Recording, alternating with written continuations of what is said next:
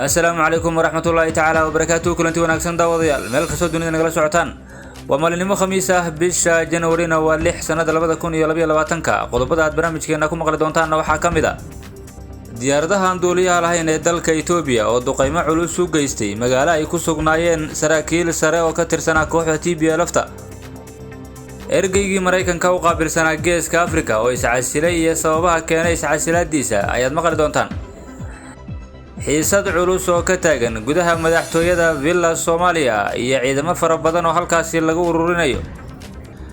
shirka golaha wadatashiga qaran oo galay maalintii afraad iyo khilaaf soo kala dhaxgalay madaxda halkaasi ku shirsan qodobadaas iyo qodobo kale oo faahfaahsan ayaad barnaamijka ku maqli doontaan saaxiibayaal soo dhawaada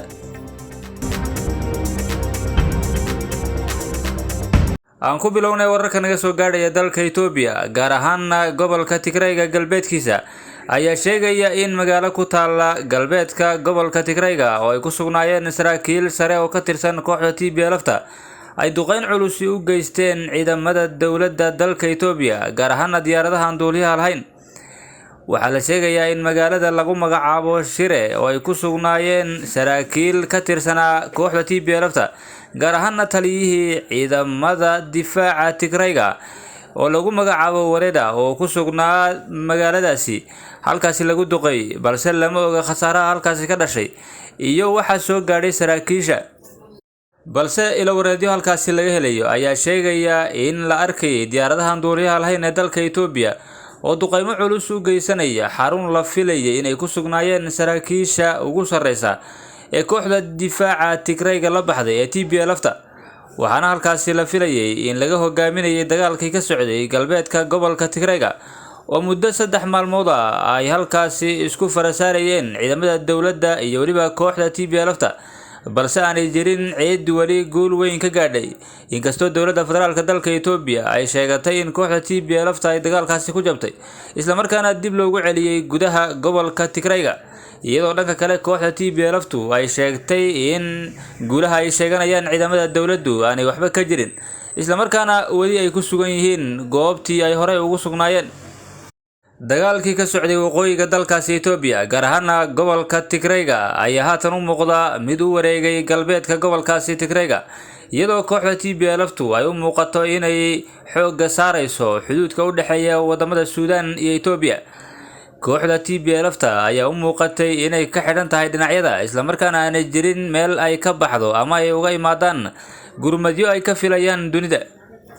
ciidamada cirka dalka Itoobiya oo adeegsanaya diyaaradaha duuliyaha lahayn ayaa wali duqeymahaasi ka wada magaalooyin dhowr ah oo ku yaala gobolka tigreega gaar ahaan meelaha ay ku tuhmayaan inay ku sugan yihiin saraakiisha ugu sareysa ee kooxda TPLF-ta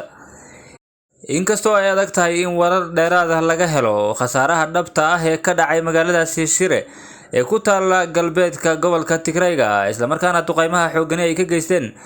ciidamada dawladda ayaa laga warsugayaa wararka ka soo bixi doona halkaasi ee sheegashada labada dhinac ee TPLF-ta iyo waliba ciidamada dawladda dalkaasi Itoobiya oo iyagu weerar ka qaaday dagaalo goosgoos ayaa wali laga soo sheegayaa galbeedka gobolkaasi tigreega isla markaana ciidamada dawladda ayaa la soo tabinayaa in haatan ay weerar ku qaadayaan kooxda TPLF-ta inkastoo TPLF-ta dhankeedu ay sheeganayso inay wali dagaalka ay wado isla markaana ay gaari doonaan halka ay filayaan ama ay ku socdaan inay gaadhaan oo ah wadamada Suudaan iyo Itoobiya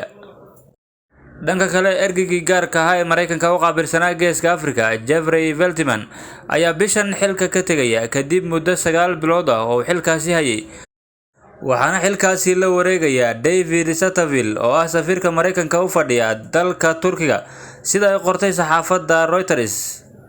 Feltman oo ah diblomaasi rugcada ah ayaa xilka la wareegay bishii Abriil waxaana uu si degdeg ah ula kulmay laba xasaradood oo waaweyn oo kala ahaa dagaal sokeeye oo ka socda dalka Itoobiya oo u dhaxeeya ciidamada daacadda u ah jabhadda xoreynta shacabka tigreega iyo ciidanka ra'iisul wasaare Abiy Ahmed iyo sidoo kale afgambi military oo ka dhacay dalka Suudaan bishii Oktoobar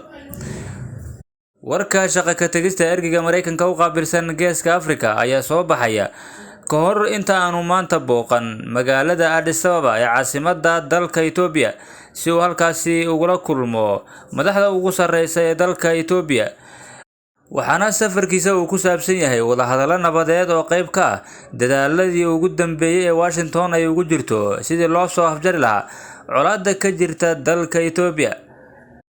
Veltman oo 62 jir ah ayaa sheegay in dareenkiisa xilkasnimo uu siinayo inuu ka sii fariisto shaqada diblomaasiyadeed ee uu ku jiray muddada dheer,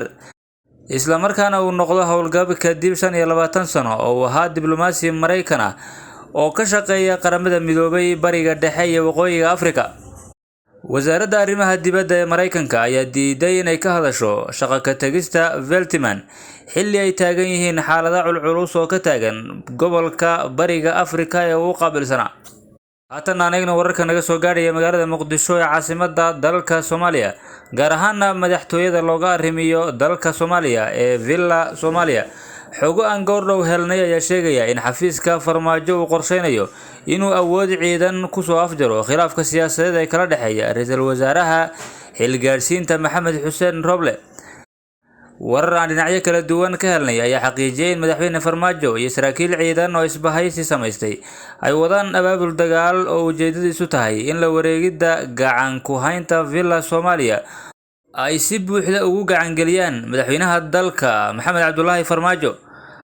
dhowr sarkaal oo ka tirsan ilaalada Villa Soomaaliya oo codsaday in aan magacooda warbaahinta loo adeegsan ayaa sheegay in habeennimadii Isniinta iyo Talaadadii la soo dhaafay si qarsoodi ah madaxtooyada loo soo geliyay 200 oo askari oo laga kala soo xulay ciidamo uu ka mid yahay ciidanka duufaan. ciidamada oo dhar shacab ah loo soo geliyay ayaa lagu gudbiyay gawaadhida mas'uuliyiinta sarsare ee ka tirsan shaqaalaha madaxtooyada, gaar ahaan kuwa aadka ugu dhow madaxweyne Farmaajo, iyada oo loo ekeysiyay inay balansan yihiin madaxweyne Farmaajo, ayuu yidhi sarkaal sare oo ka tirsan ilaalada madaxtooyada. ciidankan oo sita labiska tuutaha ciidamada koofiyada casta oo si xooga u hubeysan ayaa saaka lagu arkay xayndaabka dhexe ee dhismaha madaxtooyada oo ay ku kala qaybsamaan xafiisyada xukuumadda iyo madaxweynaha. howlgalkan ayaa la soo tabinayaa inuu hogaaminayo taliyaha ciidamada dhulka Generaal Maxamed Tahliil Biixi oo haysta kalsoonida madaxweyne Farmaajo, isla markaana ay hoos yimaadaan ciidamada gorgor. arrinkan ayaa yimid kadib markii uu shaki soo kala dhaxgalay madaxweyne Farmaajo iyo taliyaha ciidamada guud ee xoogga dalka Generaal Odowa oo mowqif loo fasiray inuu dhexdhexaad yahay ka qaatay isku daygii wixii lagu tilmaamay afgambigii ka dhici lahaa madaxtooyada dalka 27 December ee sanadii tagtay 2021. dhinaca kale waxaa maalintii afraad galay shirka golaha wadatashiga qaran ee ka socda magaalada Muqdisho